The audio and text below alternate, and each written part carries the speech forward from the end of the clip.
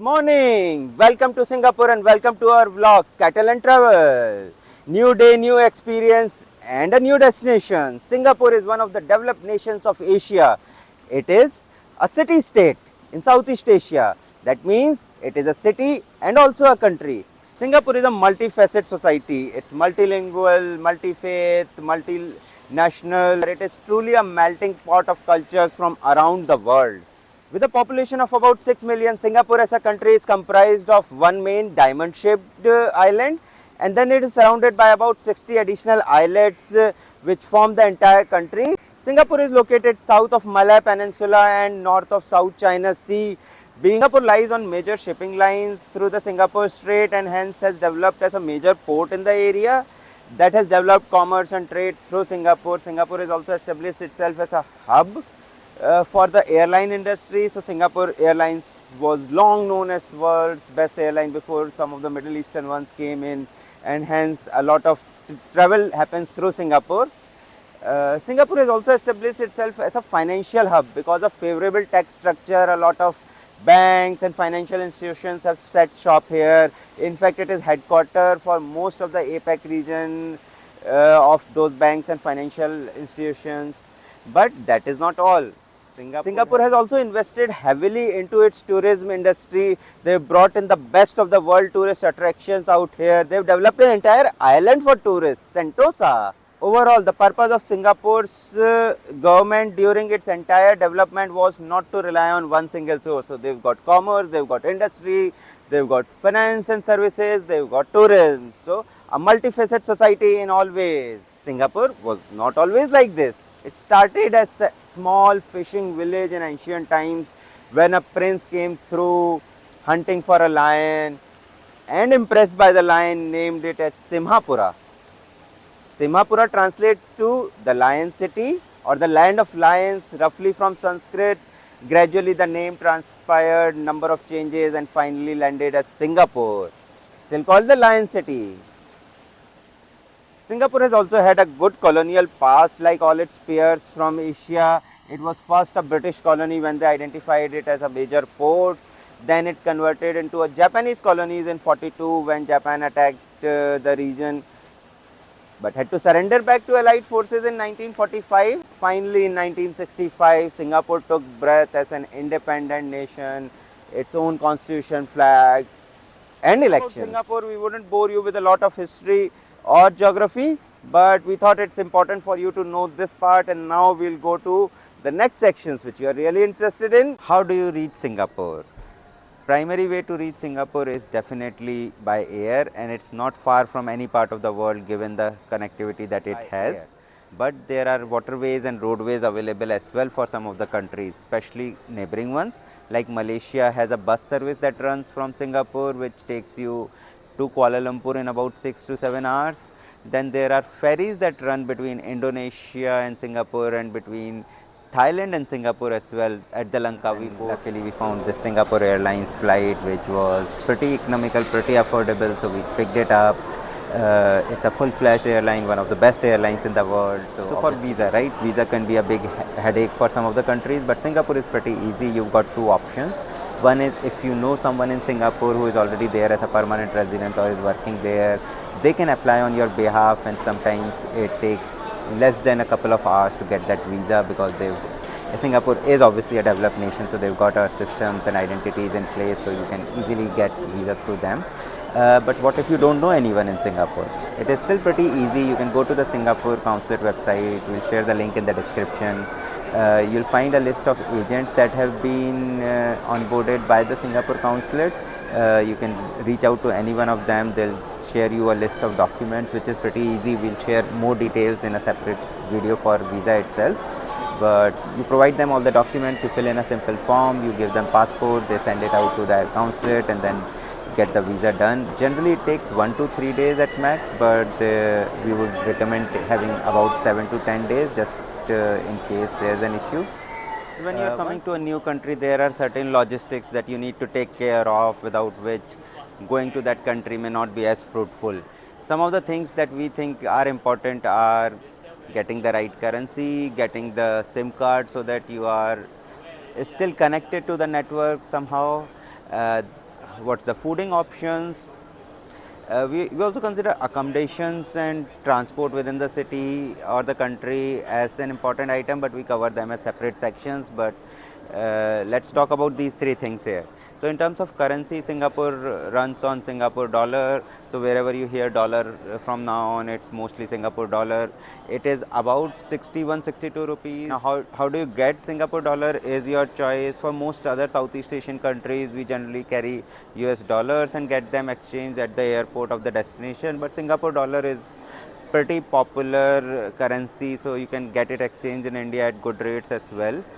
You can obviously carry US dollars and come out here and exchange it, but more or less it would end up being equal. Another option is to use your existing credit cards directly.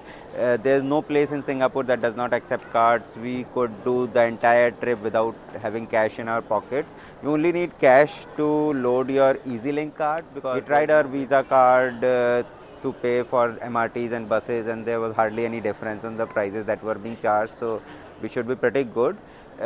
Just be mindful that your card provider would charge certain amount of conversion fees, so it could range from 1 to 3.5%, but nowadays India also has some cards which would let you not charge that fees. So there's one from IDFC, then there is this new card which is a debit card, but what we had was one from IndusInd. Again, that's an exclusive IndusInd card, which is a debit card actually, but that has 0% currency conversion charges, and we've been using that and it has worked miraculously well. Another important thing is the SIM card. So there are plenty of options available. This is a tourist destination, so tourist cards are available from Singtel, which is the primary operator out here. What they mostly advertise is a $30 card and a $50 card, but they also have a $12 tourist SIM card which can be used, which gives you enough juice to last for almost a week. What we think is, for Singapore, you actually don't need a calling facility if you are coming for short duration, unless you want to keep in touch with the local folks out here. So you could use WhatsApp calling when you are calling home and everything. So all you need is a data plan, and data plans are pretty cheaply available on Klook. You can look at options. They would give you an eSIM so that you can have it installed while you are in India itself and come here and be ready with your data plan available. So where to stay in Singapore? Singapore, from an accommodation perspective, is one of the most expensive cities around the world. In fact, compared to other peers in Southeast Asia, it is obnoxious. Whatever is luxury, let's say in Malaysia, would probably just get you a dorm room here in Singapore. So you need to choose your accommodation carefully. Most of the posh hotels, the 5 stars or the 4 stars, are located in the downtown area, which is Gardens by the Bay, near Marina Bay Sands and everything. You can also find some good hotels in Orchard Road, which would provide you all the fancy stuff that you need to stay. Then there are relatively budget hotels that are available, and these are mostly in the Chinatown or the Little India area, where the facilities may not be as posh, but they would provide you the basic things that you need in a hotel room just to spend the night. Singapore also provides good options for solo travelers in terms of hostels and capsules. Hostels are shared living spaces where you'll get a bed and probably shared facilities. Now once you are in Singapore, how do you travel within the city? Singapore has number of options. Obviously, as any city, there are taxis that you can take. There are radio cabs available, so you can take a Grab. Gojek is equally popular. The rates are relatively high, on higher side compared to some of the other countries, but Singapore also has a very good public transport system. There is a complex maze of MRTs, which are also called trains here. Then there are buses available. So overall, they cover most part of Singapore, and it's pretty easy, efficient and effective, plus affordable. Whenever you are looking for any location, there's an app called Move It. It would tell you what combination of trains, bus or other means that you need to take. If there's a walk involved, it would tell you about that, so you should absolutely have it. You should also have the Grab and Gojek app just in case you need cabs. We would recommend using MRTs and buses to the extent possible. Now, how do you ride MRTs and buses? You need an NTS card or an EasyLink card, which you can take from any of the metro stations or also from grocery stores like 7-Eleven. Generally, the EasyLink card or NTS card is available for $10, and these are Singapore dollars. It carries a $5 value, so you can use that $5 for travel requirements. There's also a tourist card which is about $35, which gives you unlimited rides for 3 days. But generally our calculations say that you may not need that much, so it may end up being a wastage. Most of the tickets are around $2. You may do well by taking just the normal card and fill it up as and when you need. Uh, Also, your Visa and MasterCard work directly here. So if you are bringing credit cards from your country, but these are little bit expensive because they charge a surcharge for these. Singapore has so many things to do, so many activities, so many experiences that you'll always be spoiled for choices and pressed for time. We'll divide the things to do in Singapore in 5 major cohorts. These are 5 major flavors that Singapore brings to you. So let's go. So first and foremost, when we talk about things to do in Singapore, it is all about culture, the heritage, and Singapore is truly a melting pot of various cultures. So you start with things like the Sultan Mosque on the Arab Street, roam around the Arab Street, probably go to the Haji Lane, try out some Middle Eastern food. You can also cover Little India, which is where most of the Tamilian population from India has settled in. The importance of Tamilians in Singapore is simply told by the fact that Tamil is one of the official languages out here. Chinatown is again the vibrant happening place, like you see Chinatowns all across the world, brings out the best of Chinese culture for you. Especially go there at night once the lights and everything is up and the sun goes down, so that you see the actual hustle and activities around the Chinatown area. Now this is one part of it. Another part of culture and heritage is Singapore preserving its past and colonial experience in terms of museums and galleries. So you should definitely try those out, especially the National Gallery, the National Museum, the entire area around the Supreme Court and Parliament would interest you if you are one such buff. Next comes the posh, the developed, the upmarket Singapore, the downtown area. This includes Gardens by the Bay and Marina Bay Sands area. It also includes the famous Merlion. In Gardens by the Bay area, try out things like Cloud Dome, the Flower Dome, the Super Tree Grove, where the light and sound show happens. There are 3 shows generally that happens on weekends. It starts around 7:45, it's about 15 minutes and then it repeats after about an hour. So you can catch any of those. People do come there pretty early because it's free. In addition to it, the area also has the Marina Bay Sands, the famous 5-star posh hotel of Singapore. And that entire region includes shops, shopping mall. There's a spectral light and sound show that happens there, so you could cover all of that when you are there. This area also is close to the famous Merlion. You could also walk down from there through the Helix Bridge to the Singapore Flyer Wheel, which again takes you in nice luxury cabins and shows you a 360 view of the city. Next big cohort in Singapore is the Sentosa Island, the touristy island, the man-made island that promises nothing but the fun for all tourists. It has so many activities. You could visit Universal, which would take your entire day. There are beaches, there is the Madame Tussauds, there is the cable car ride that's going behind me. There is a Sentosa Express that runs through the island, which is free to use. So this is another big cohort when you come to Singapore. The next cohort for Singapore is the natural part. Singapore is an urban cluster. It's the concrete jungle, but no, not really. They carefully made sure that there is enough nature out there. There is so much greenery everywhere, but in specific, you could go to the zoo, which lets you interact with animals. You can do the night safari. You can visit some of the shows out there. In addition to it, there are a number of national parks from the National Park Authority of Singapore. The one that we would recommend is the Treetop Walk. It's the 4th cohort or the 4th area that we would recommend is the Singapore airport itself. The Changi airport, the world's best airport, is definitely a sight in itself. There is so much to do at the airport itself. You could either cover it while you are coming down if you are coming at around 10-11ish am, or you could cover it while you are on your way back. You could go in early to the airport, check in and then explore the entire airport. Before you check in and cover the security, at least visit Jewel. It's the famous shopping mall of Changi Airport where you can see the largest indoor waterfall. There is so much other things to do there. There are activities around Cloud Forest. There is a canopy walk. There is sky bridge. There is glass maze. There is net maze. So it could keep you engaged for hours.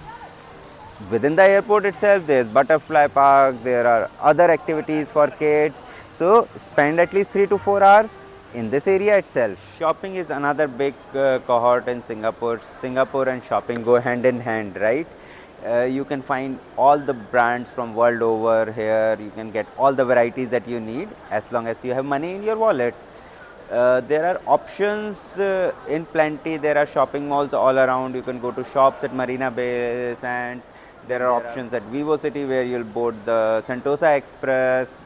There are number of malls in the Bugis area. Then you can go to the Orchard Road where there are number of options. So you wouldn't find lack of malls. If you're looking for cheap souvenirs, go to places like Chinatown or Little India or Arab Street where.